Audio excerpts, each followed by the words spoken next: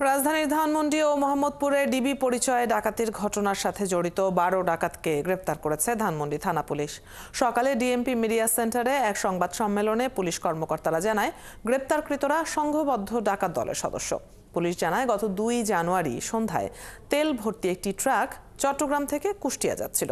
এই সময় রাজধানীর মিরপুর রোডে রাত ৩টার দিকে ৭-৮ জনের একটি ডাকাত দল দুটি মাইক্রোবাসে করে ট্রাকটি আটকায়।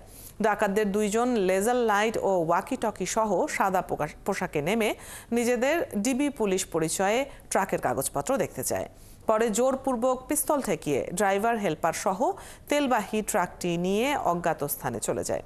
সে সময় ড্রাইভার ও হেলপারকে জোরপূর্বক চেতনানাশক দিয়ে হাত ও চোখ বেঁধে কেরানীগঞ্জের রসুলপুর এলাকায় ফেলে দেয়। এই ঘটনায় ট্রাক ব্যবসায়ী আব্দুল কাদের বাদী হয়ে গত ৭ জানুয়ারি ধানমন্ডি থানায় ডাকাতির মামলা দায়ের করলে তদন্তে নেমে অভিযুক্তদের গ্রেপ্তার করে পুলিশ।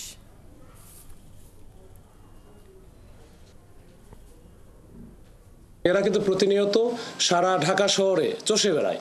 এদের নিজস্ব মাইক্রো আছে, এটাতে করে এই একই স্টাইলে একই কায়দায় বিভিন্নভাবে এরা ডাকাতি করে, ছিনতাই করে। এরা ছিনতাইয়ের একটা বড় চক্র।